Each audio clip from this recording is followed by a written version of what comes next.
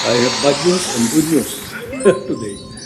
I'm not usually used to this kind of press conferences, but I'll do my best to deal with this. First, I would like to announce that as far as I am concerned, the Executive Secretary, the President declined the courtesy resignation that I tendered. And just this morning, he communicated to me that I have his full backing for as long as I wish to work for him. And that is a very good gesture from the President, because that is a sign of his manifestation of his full trust and confidence in myself. Because if you had noticed, I don't know if any of you was involved, there was a lot of misinformation yesterday about this reorganization being triggered in order to target me or to remove me from office. Lahat ng cabinet members, presidential advisors, and other presidential appointees are always subject to the will of the President of the Republic of the Philippines. Wala kaming ilusyon na panghawakan ng mga kanya-kanyang pwesto at oras na gusto ng Pangulo na palitan kami o umalis kami sa pwesto, gagawin namin yon dahil para kaming mga ordinary soldier lamang, sundalo kami. Lahat kami ay naghain ng aming courtesy resignations as called for by the President. Walang nag-hesitate. Kasi alam namin na Pangulo lamang ng Pilipinas ang makakapagsabi kung hanggang kailan kami maninilbihan sa taong bayan. Maliwanag po sana sa atin yan. Kahit ano pa man ang sinasabi ng iba't ibang quarters, ang mananaig dito ay yung kagustuhan ng ating Pangulo. Now, as far as the cabinet the number of resignations, yung mga nag-resign, courtesy resignation, as of the time that we started this press conference, there have already been about 52 who have submitted. So, makikita nyo dyan yung extent ng panawagan ni Presidente. Lahat ay sumasang-ayon sa panawagan, nag-submit ng courtesy resignation. So nasa kamay na talaga ng Pangulo ng Pilipinas kung sino-sino sa amin, sa 52 na yan, and probably more, ay mariretain. Walang alinlangan yung mga yan. So, yan ang sitwasyon natin ngayon. It is my task to make these following announcements. No?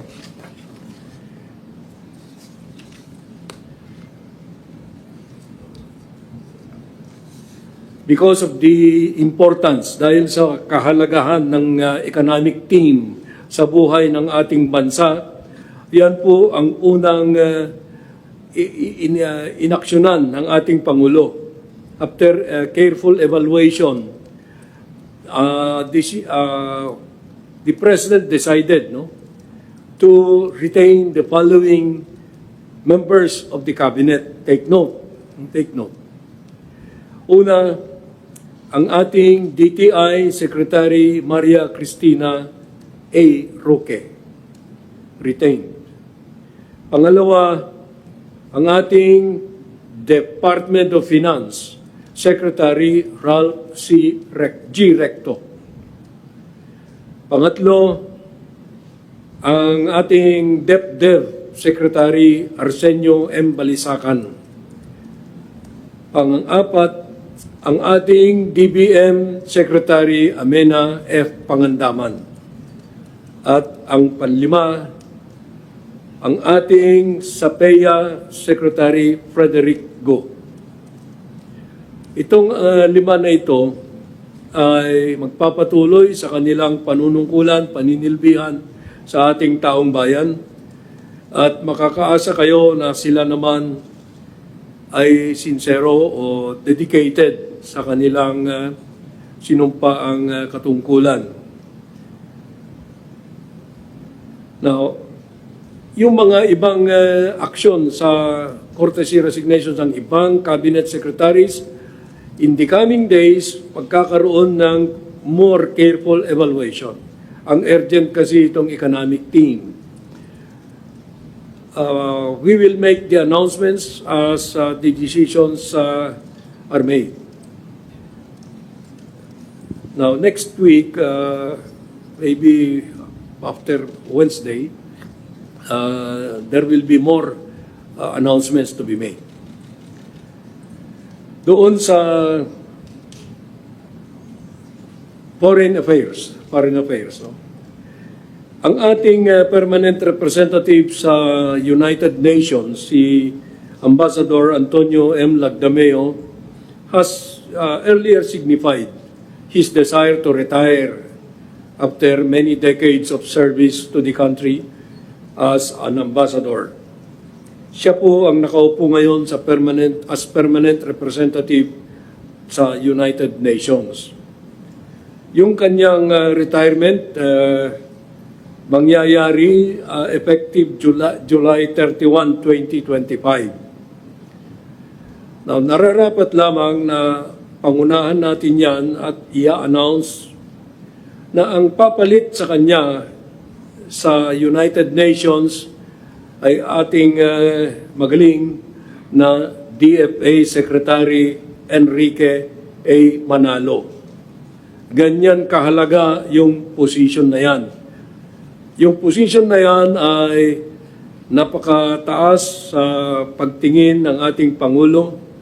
Kaya si Secretary Manalo mismo ang ilalagay natin dyan, nakapalit ni Ambassador Antonio Lagdameo, effective August 1. Ang papalit naman kay Secretary Manalo ay isa ring very capable na diplomat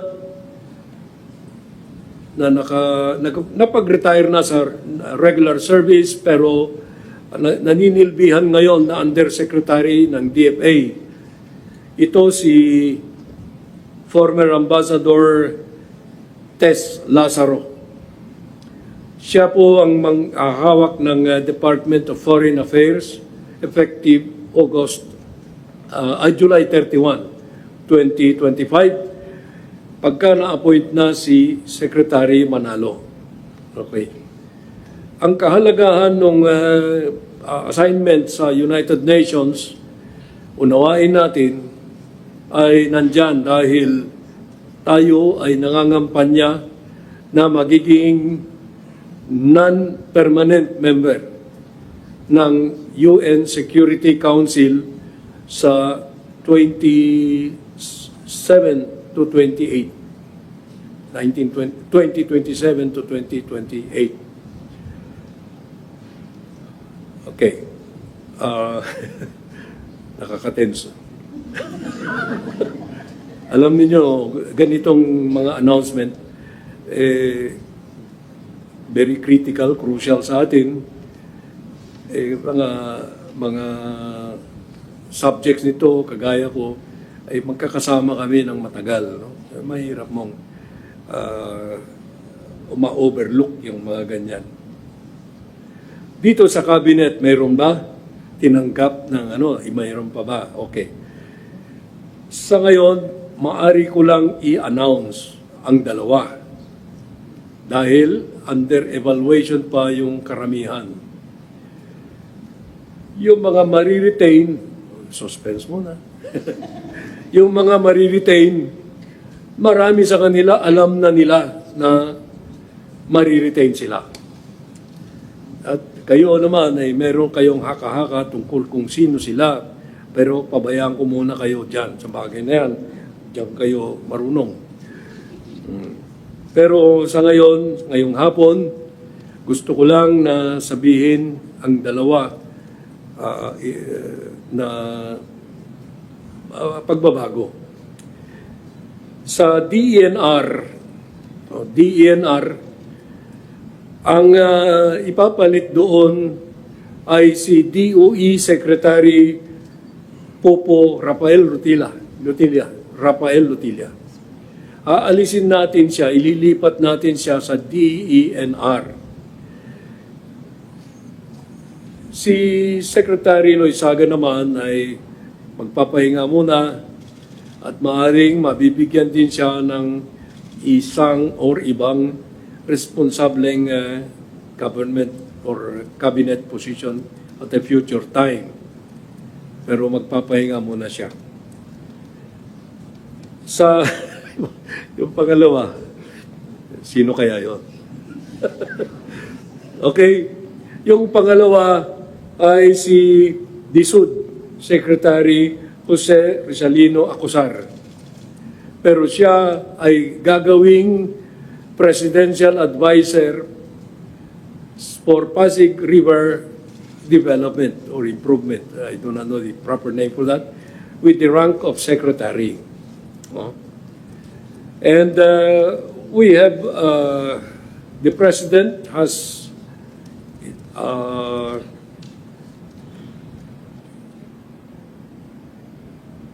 he is going to be replaced by a former Undersecretary sa DSUD, si Engineer Jose Ramon Aliling. Si incoming Secretary Aliling, former Undersecretary ng DSUD, naging in charge sa pambansang pambahay para sa Filipino Housing for PH Program and Pasig Bigyan Buhay Muli Project. Ibig sabihin, hindi na siya bago sa DSUD. Siya po ay President ng Chief Executive Officer ng Jose Aliling Construction Management Group of Companies.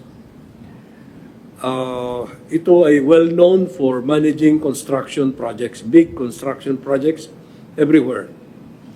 Kaya meron siyang track record na maganda.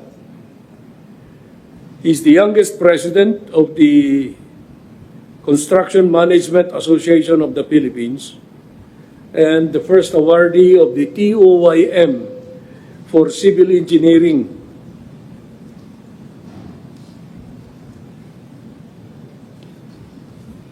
Okay.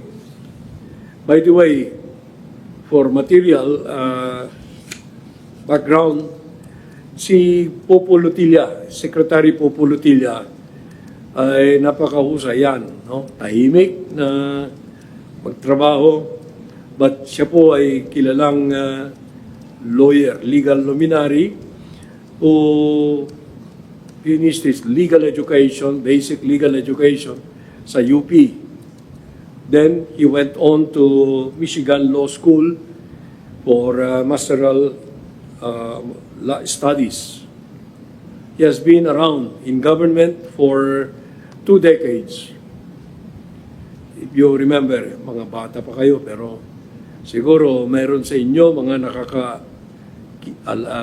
nakakaalala na siya at certain administrations, siya po ay pinagkakatiwalaan na ng malalaking responsibilidad.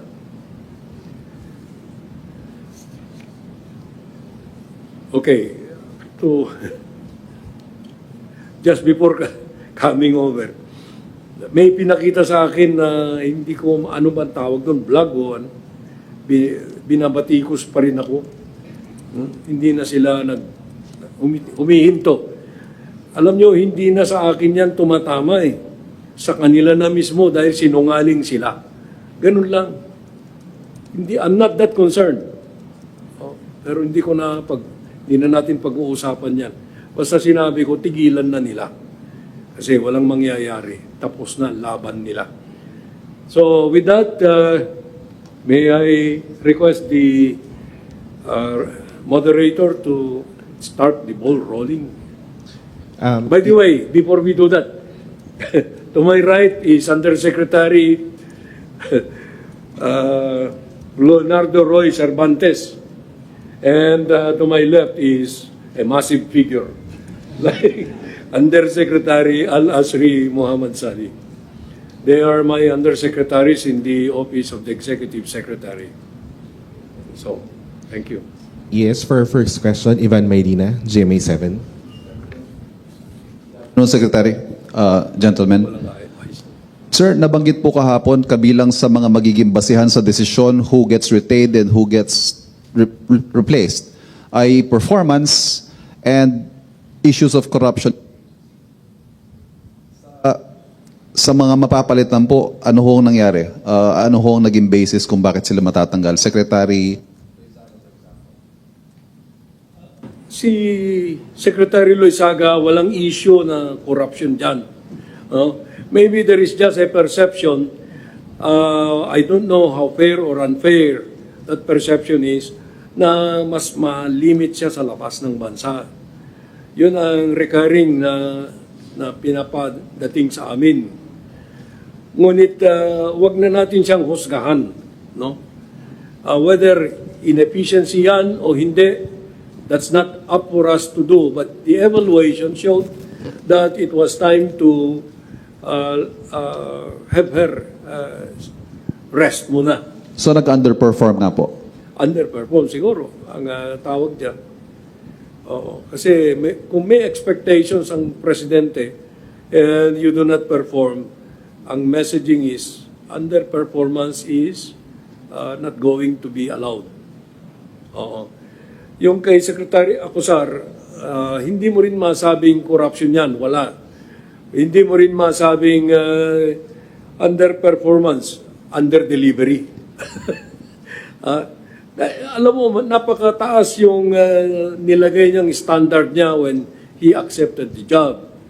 But you know, he is a very efficient he was very efficient in the private sector, and we expect that the President expected na makapag-deliver siya. Pero I don't know if he set the standard too high for himself dahil 1 million housing a year, housing units. There may have been obstacles in his way which were beyond his control and beyond the control of government. But to us now, because of the results of the election, it's time for the President to take him out there and bring another one who might make a better performance. Ganyan ang tingin ko dun sa kaso ni Secretary Acosar. Wala namang masamang tinapay yan si Secretary Acosar. Mga mareretain naman po, are there new instructions from the President? Because in his message in demanding and calling for the submission of courtesy resignations, there was a sense of urgency. He wanted results and he wanted them fast. Ano ho kaya yung, sabi nyo nga, soldiers kayo, ano ho yung panibagong marching orders ng Pangulo from here on? Pag-usapan muna natin yung mga in-announce ko na ma-retain, yung economic team. Ano?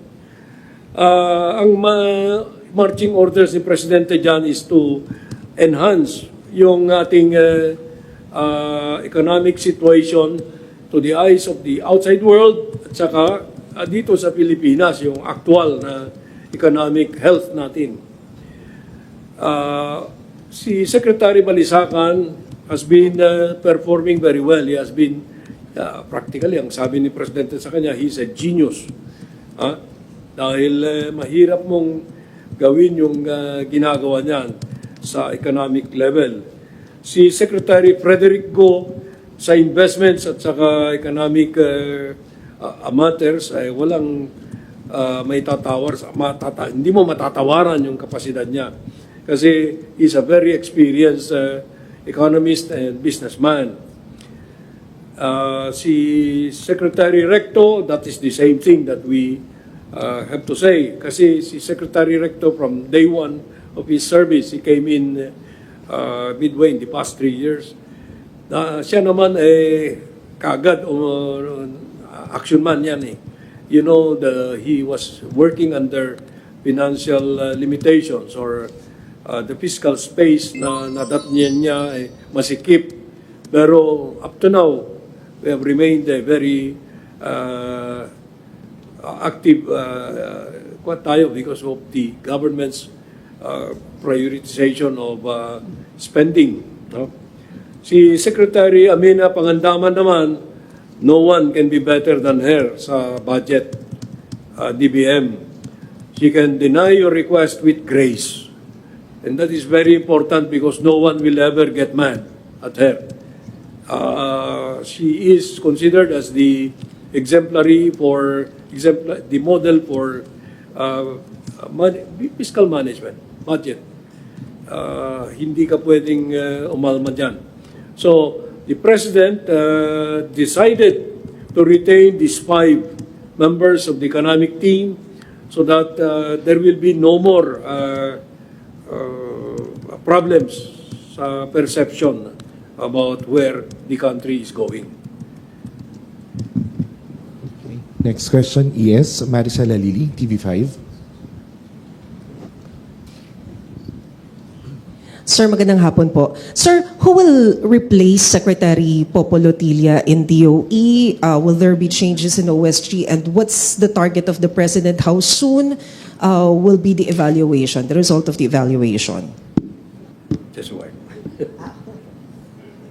Yeah. DOE will in the meanwhile be in the hands of an acting secretary, you know. One of the undersecretaries, si former Congresswoman Sharon Garin. Any of the undersecretaries could have been chosen to become the OIC, but I think okay. I was corrected. OIC, not acting secretary, no? Kasi ibang kategorya yun. OIC, very effective naman sila. Secretary Lotilla himself suggested that any of his undersecretaries right now could stand in as OIC. Sir, how soon is what's the target of the President, the timetable for evaluation? Well, si Presidente, narinig niyo siya, immediate. But you know, humanly possible na evaluation is one at a time. Hindi mo pwedeng i-lump sum yung mga cabinet secretaries because each has a different area of responsibility. Each has a burden that is different from the other, from the next one. If you will give me the liberty of saying, yung pag-evaluate, you must also be careful. Hindi ka pwedeng arbitrary dyan. You know that the President loves us all. And he joked yesterday during that presentation in the Kalayaan Hall when he was saying, I greet also the members of the cabinet. Do I still have a cabinet? Sabi niya, no? But that's not the reality of it. There is an evaluation ongoing now of performance. But each cabinet secretary will be evaluated depende sa tasks, depende sa goals ng kanyang department or agency. Sir, former ES Vic Rodriguez said that there's no need for courtesy resignation, to call for courtesy resignation of all cabinet secretaries because the core problem is the President himself. Optics lang daw. Alam mo si Vic Rodriguez, daldal ng daldal yan eh. Do you listen to him? Huh? Why was he taken out of the office? Wala pa siyang 3 buwan.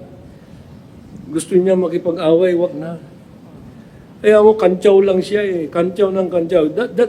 That's when you see, in the middle of night, a dog barking at the fence. If you want to get up, you get up and throw stones at that dog. But we will not do that to him. Wag na nating pansinin. Salamat, ES. Next question, Tristan Nadalo, Newswatch. Hi sir, good afternoon po. Sir, based dito sa initial na results nung evaluation po, no, baka lang may perception yung tao walang bagong pumalit or parang new breed na dinagdag. Are we expecting the President na may mga idadagdag siya talagang wala doon sa initial na list, sir? Yes, alam mo, mahirap natin i-prejudge yung actions that will be taken. But you can be sure that the President really wants to be responsive to the popular clamor for performance, for change. Alam nyo, one time, recently lang, sinabi niya na we seem not to be delivering to the common tao because they are the greater number of our people. So what must we do? We must have action men. So you can be sure that that is the direction that this, I'm not calling this a purge, it's a cleansing. Dahil gusto ni Presidente talaga, mahal niya ang taong bayan eh. Yeah, if you listen to him very carefully, his language were not measured, they were spontaneous tungkol sa sentiment niya na it's time to serve again, to show the people that we are serving them. Yun, standard. Just a follow-up na lang po. Yung action man, sir, ibig sabihin may mga bagong papasok na wala doon sa original list ng... Hindi naman. Maaring meron. No? I cannot just say that now because until the President has decided, no one can second guess what the President really has in his heart. Okay? Now, you know that the President, based on how you observed him, is a sincere individual. He has been very frank. Wala siyang tinatago eh. Walang disguise. So, when the time comes for each of the individuals, 52 na ang nag-submit, we do not know how this 52 will fare. No? Meron na tayong 5 na na-retain and 2 na pagbabakasyonin. Literally. Okay? I think that's all, ES. Thank you very much. You can- We have one more. Yes, yes. Eden Sanchez po from Net25. Good afternoon po, ES. Pwede naman daw pong sibakin ni Pangulong Marcos, yun pong mga gusto niyang alisin, bakit nagpasubmit pa raw po ng courtesy resignation. And pasensya na po if I have to ask this, di daw po ba ito parang pampapogi lang sa public? Ay, alam nyo, mahirap naman na sabihin nyo kung ano ang dapat, hindi na kailangan na mag-courtesy resignation. Ilagay ninyo ang sarili ninyo sa aming pwesto. Kung tamaan mo yung isang tao, ano ang lalabas na mukha mo? It's best that we did it this way so that it will be more honorable for them. Hindi naman kami yung diktador na magsasabi, oy, wala ka na, sisipain mo na. When I said that we are all serving at the will of the President, at the President's pleasure, we have to humanize. So, demanding a courtesy resignation is the best way of doing it because all that you can do is just to accept. And that's the end of the debate. You don't really need to follow what others are saying because they are not in the saddle. They may have different views of it when their time comes, if ever that time will come. Pero the best advice is our own counsel, our own conscience. A quick follow-up lang po. Can you consider it as a failure po on the part of the President na nakapaglagay po siya, nakapagtalaga ng mga official na underperforming or not performing well? And meron po ba tayong timeline kung kailan po mararamdaman ng ating mga kababayan itong mas maganda at maayos na serbisyo sa public sa mga bago? Dalawang tanong yan. Yung unang tanong mo, ikaw ba pag meron kang niligawan, alam mo ba na may... Ibig sabihin, no, at the start, you do not know how this guy will perform. So that's more or less a very... hindi ko masabi kung anong tanong yan. Yung pangalawa na tanong mo, ano na ba yun? Mararamdaman, kagad. Wala nang iba eh. Kung ang trabaho mo ay mag-deliver ng tinapay, deliver ka ng masarap na tinapay. Ganun lang. Hindi naman pwedeng, bukas pa. Wag. Ngayon na. Kasi taong bayan naghihintay. Thank you very Kala ko, much. tatanungin mo na naman yung political. Thank you very much, Executive Secretary Lucas P. Bersamin, Malacanang Press Corps, Undersecretary Cervantes, Sige na, and okay lang. will Time is up. yes, Then marami pa naman, you will have more opportunities when more action will be coming. One last question daw. one last question, sir, from Alvin Baltazar of Radyo Pilipinas. Yes, magandang hapon po. Yes, pwede po bang malaman yung composition ng review committee na sumisiyasat doon sa performance evaluation ng ating mga members ng cabinet? Well, hindi namin pwedeng sabihin sa inyo yung membership ng committee na yan, but you can be sure that they are the highly calibered, highly yung mga taong with an objective character. Maybe those who have been experienced, I can generalize only. Okay? Now, ang pag-uusga naman, it is based on what are observed, what are on the ground now, or performance, etc. So these are all brought to the attention of the President, who makes the ultimate decision whether to dismiss or accept the resignation, or to continue, or to give a new mandate, or what. Yes, follow-up lang po. Doon sa mga nag-submit ng resignation, meron po bang nag-submit ng irrevocable resignation? Ay, wala pa akong awareness dyan. But maybe in a few days' time, we will know. Kasi karamihan naman ang memorandum ko kasi is unqualified courtesy resignation. When I submitted my own courtesy resignation letter, I did not use the word unqualified anymore, but I just made it plain that if the President deems to accept this resignation, I am already ready to turn over the pending matters in my office to my successor. Now, tandaan ninyo ito, ang acceptance of a resignation does not then and there cut off your connection, because you still continue to have a responsibility to turn over to your successor. Okay? Hindi natin pwedeng pabayaan yan na pagtatalikod sa ating sinumpaang salaysay yan. Ay, sinumpaang salaysay. Yung oath of office natin, kung bigla na lang natin iiwanan yung trabaho, in an office like this, malalaki yan. So, iiwanan mo, bahala na yung sumunod sa'yo, hindi. So, ganun ang tingin natin dyan. Let the process proceed. Salamat po. Thank you. Ngayon naman po ay inaanyayahan po natin ang ating mahal na Pangulo na magtungo sa ating groundbreaking site.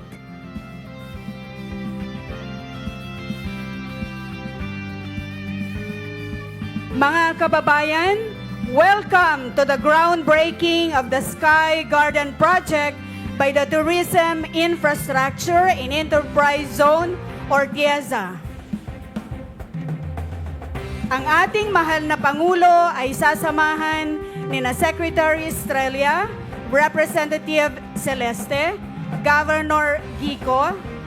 Kasama din po nila ang mga kinatawan ng iba't ibang Stakeholders Association, Mr. Marlon Ranin at Mr. Claro Bacay, mga pinuno ng Motorboat Association, Miss Barbie Bakungan, pinuno ng 100 Islands Street Food Vendors Association, Miss Maria Nenita Abara, pinuno ng 100 Islands Tour Guide Association, at Miss Mary Lou Jimenez, pinuno ng 100 Islands Hotel Operators Association.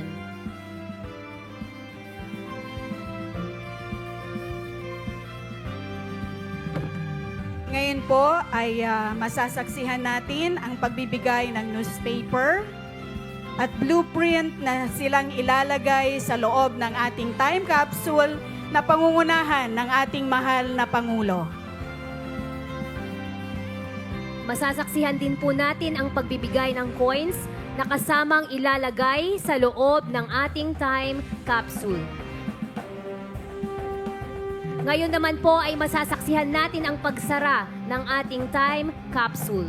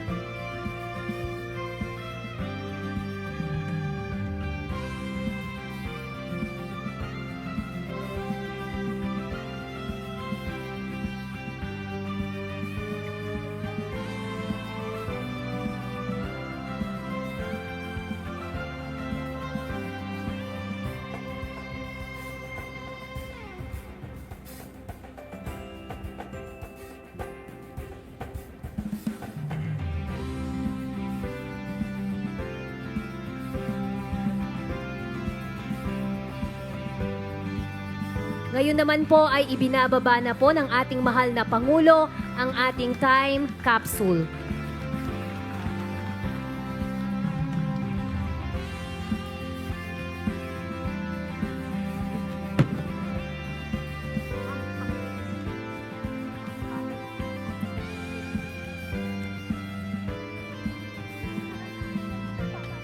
Ngayon po, ating nakikita ang pagbibigay ng mga pala sa ating mahal na Pangulo at kanyang mga kasama. Makikita po natin ngayon ang pagtatakip ng time capsule.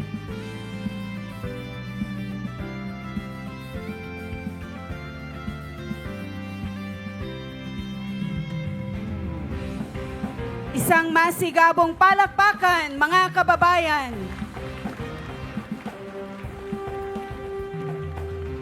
Ngayon po ay hinihiling po natin sa ating mahal na Pangulo at kanyang mga kasama na pakitanggal na po ang ating hats at pakibalik ang mga pala.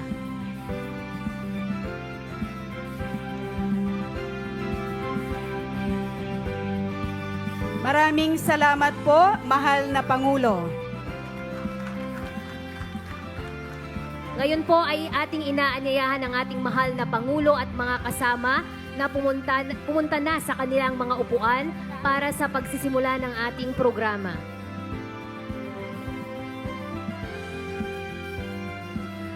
Muli, mga kababayan, ang Pangulo ng Republika ng Pilipinas, His Excellency Ferdinand R. Marcos Jr.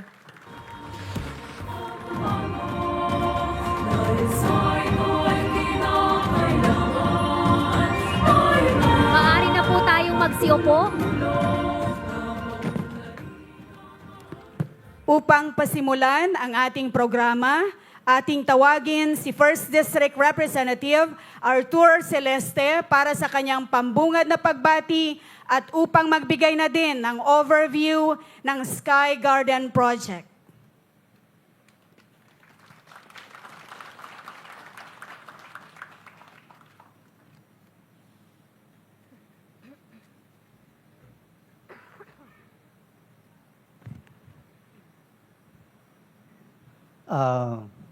Magandang umaga po sa ating lahat.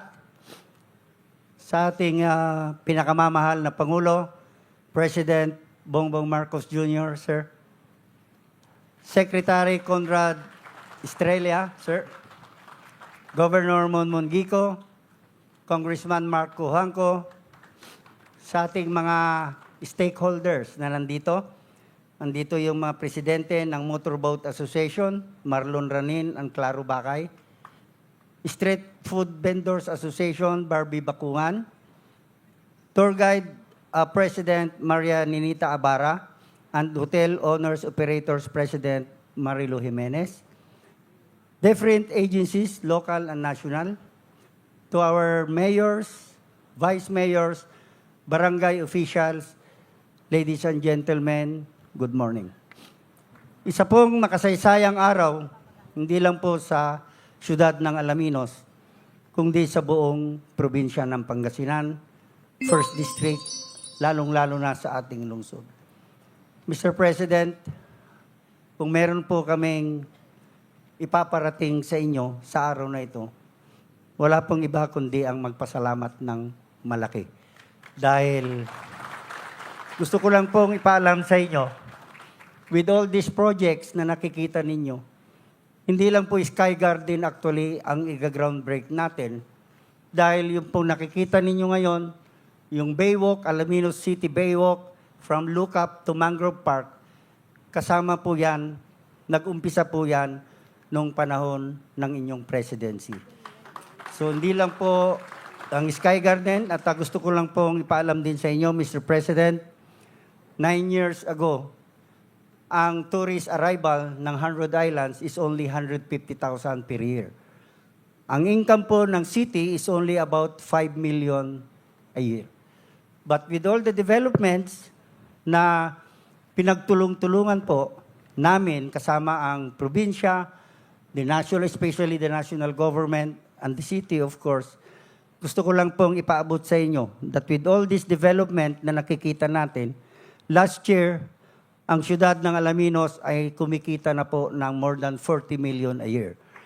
And again, yung 150,000 tourist arrival 9 years ago, ngayon po every year, last year, mahigit kumulang 500,000 ang bisitang bumibisita po dito sa inyo. So kung meron pong pakinabang ang ating lungsod, ang ating probinsya, siguro po mas doble ang pakinabang ng ating mga stakeholders. Wala pa po ang income ng boat operators, souvenirs, vendors, hotels. So sa tingin ko naman po, yon ang pinakamalaking nakinabang sa mga proyektong dinala po ng ating gobyerno dito po sa First District ng Pangasinan. Alam po ninyo, Mr. President, pangarap po namin ito na mapalakas ang tourism sa aming distrito. Dahil First District of Pangasinan is a coastal district. Ang buhay lang po ng aming distrito, mainly on tourism. Kaya pinapalakas po namin ang turismo at with this project, 100% sure po ako. Pag natapos po natin ito, nagawa po natin lahat ito, lalong lalakas ang turismo, hindi lang po sa siyudad ng Alaminos, sa First District, sa province, kundi sa buong Region 1, Mr. President. So, yun po. Again, sa ngalan po ng aming distrito, sa ngalan po ng aming lungsod, maraming salamat, Mr. President. Maraming salamat po. Magandang umaga sa ating lahat. Maraming salamat po, Representative Celeste. Upang magbigay naman ng kanyang mensahe, ating tawagin si Pangasinan Governor Ramon V. Gico III.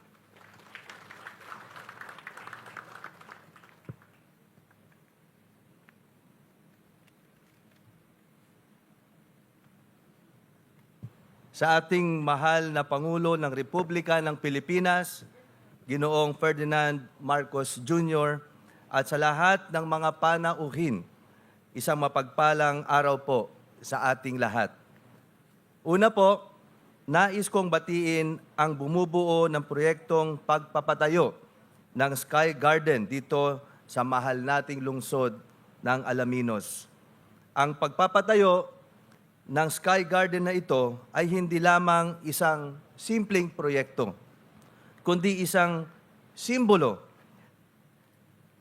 ng isa na namang matagumpay na pamumuno sa ating lungsod, kasama rin ang TIEZA. Hindi lamang ito nangangahulugan ng karagdagang tanawin para sa ating mga kababayan, kundi nagpapakita rin po ito ng ating pagmamahal sa kalikasan at ng ating pagpapahalaga sa likas na yaman ng ating lalawigan. Sa ating pamahalaang panlalawigan, tayo rin po ay nagkaroon ng greening program in urban development. Ito po ay pagpapatunay na hindi po makokompromiso ang pagiging luntian ng atin pong lugar in spite of a massive development in one area. Kaya po, patuloy po nating paigtingin ang mga ganitong uri ng proyekto upang makamit natin ang mas maganda at mas luntiang kapaligiran, kung saan isinaalang-alang po natin ang ating kalikasan. Muli, taus-pusong pagbati ng pagpupugay sa inyong lahat. Maraming pong salamat, mahal nating Presidente at ng liderato po ng lugar na ito ng ating lalawigan ng Pangasinan. Mabuhay ang Alaminos, mabuhay ang Pangasinan, at mabuhay ang bagong Pilipinas. Maraming salamat po, Governor Gico. Ngayon naman po, upang ipakilala ang ating panauhing pandangal, tinatawagan po natin si Agrarian Reform Secretary Conrado Estrella III.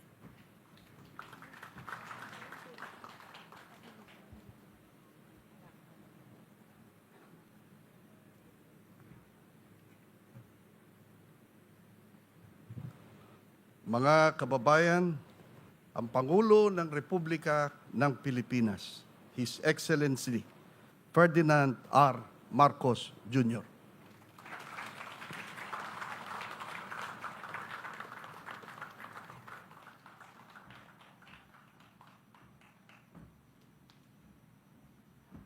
Maraming salamat sa ating Agrarian Reform Secretary, Secretary Conrad Estrella. Magsiupo po tayo.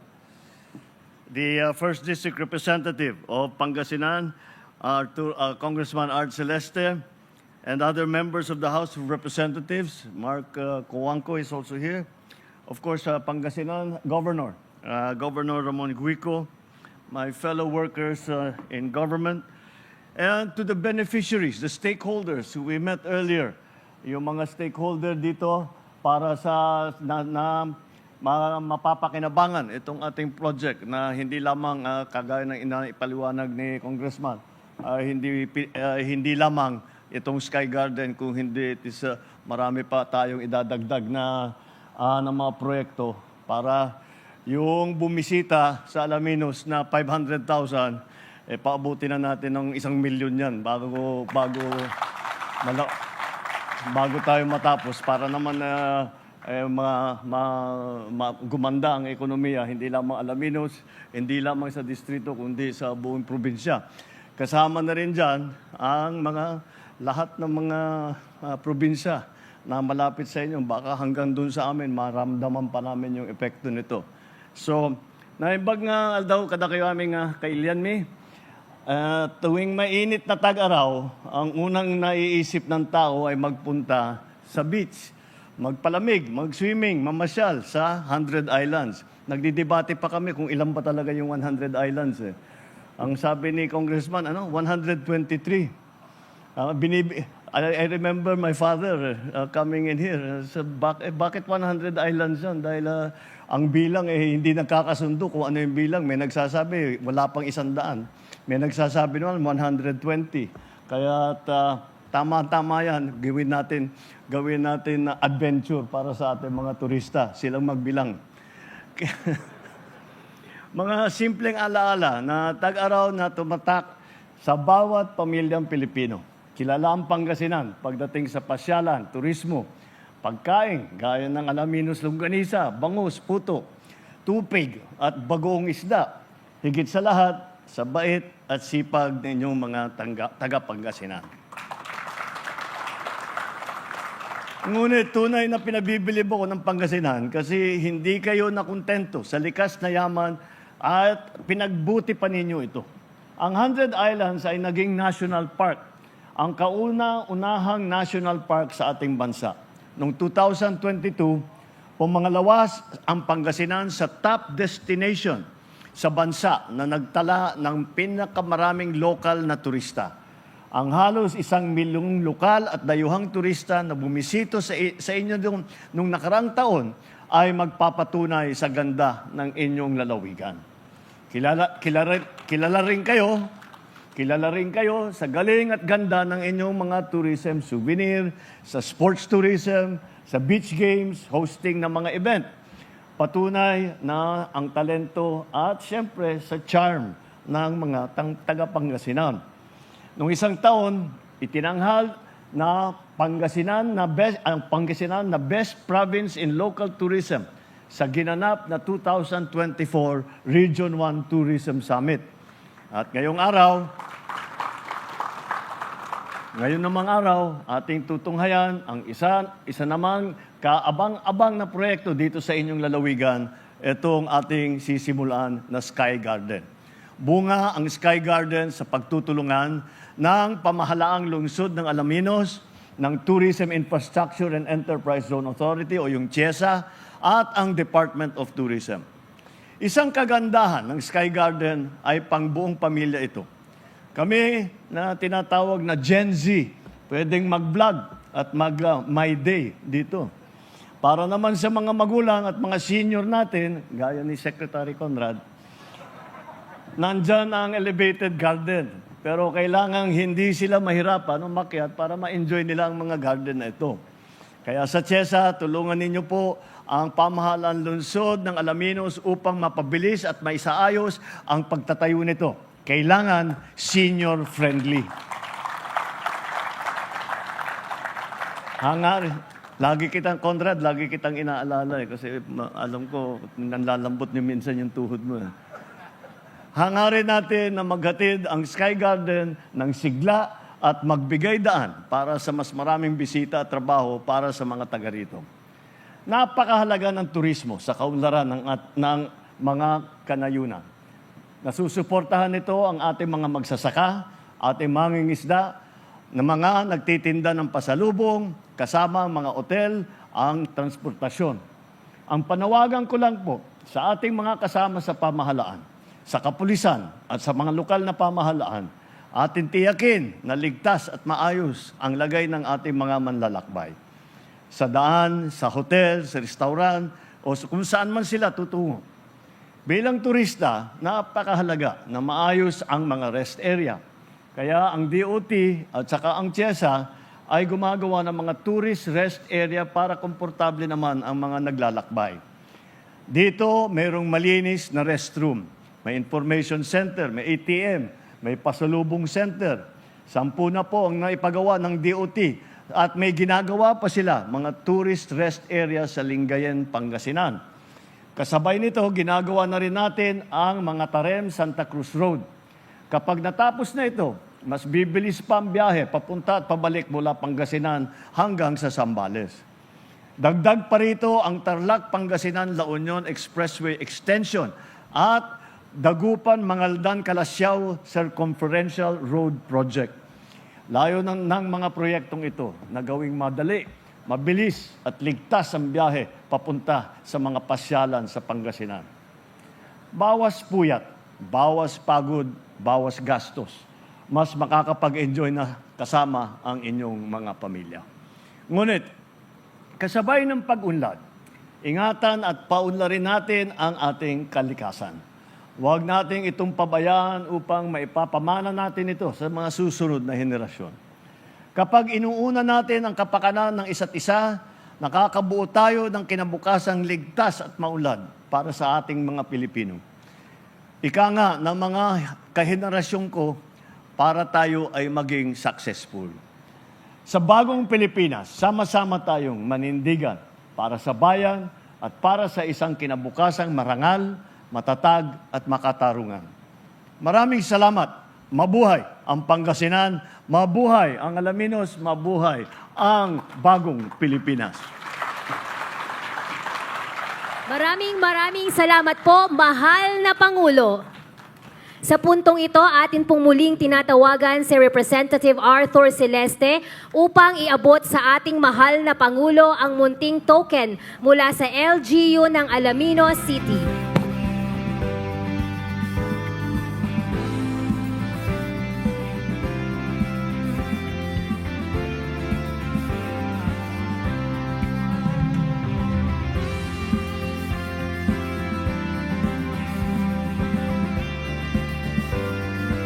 Hinihiling naman po natin sa ating mahal na Pangulo sa puntong ito na manatili sa entablado para sa isang photo opportunity. Tinatawagan po natin ang mga piling local government officials ng Pangasinan.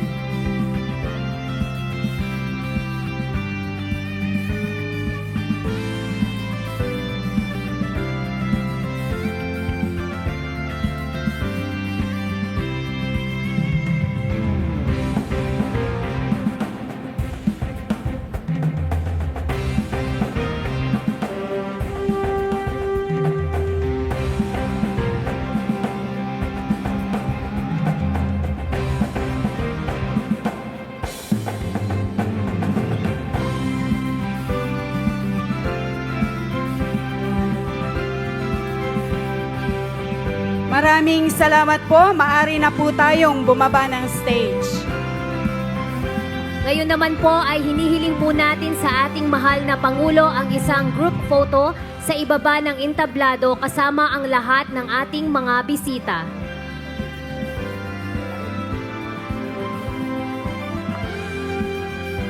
Hinihiling po natin sa ating mga bisita na magsitayo at samahan ang ating mahal na Pangulo.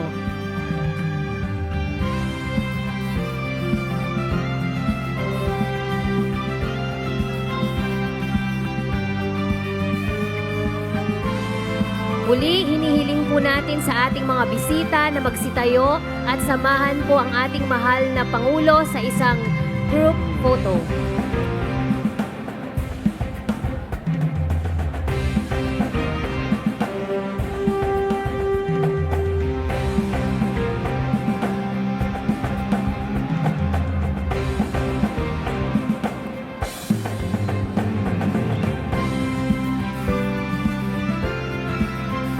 Ready? At the count of 3. 1, 2, 3. Maraming salamat po, mahal na Pangulo.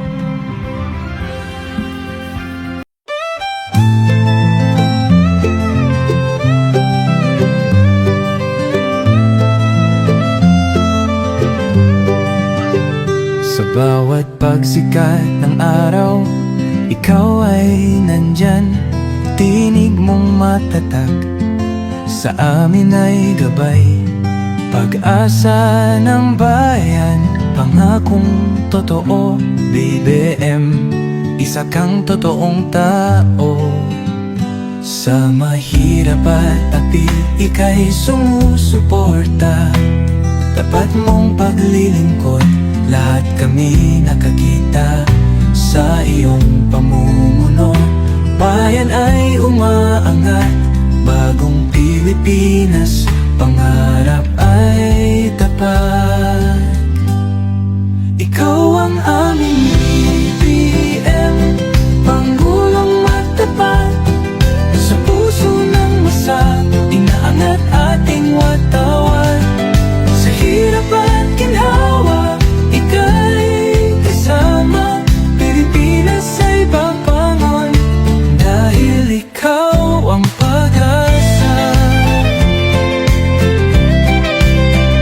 Mula Luzon, Visayas hanggang Mindanao, boses mo'y umaabot, dala ay pag-ahon. Magtulungan, magkaisa, sabi mo sa lahat, para sa bayan, ikaw ang aming alamat.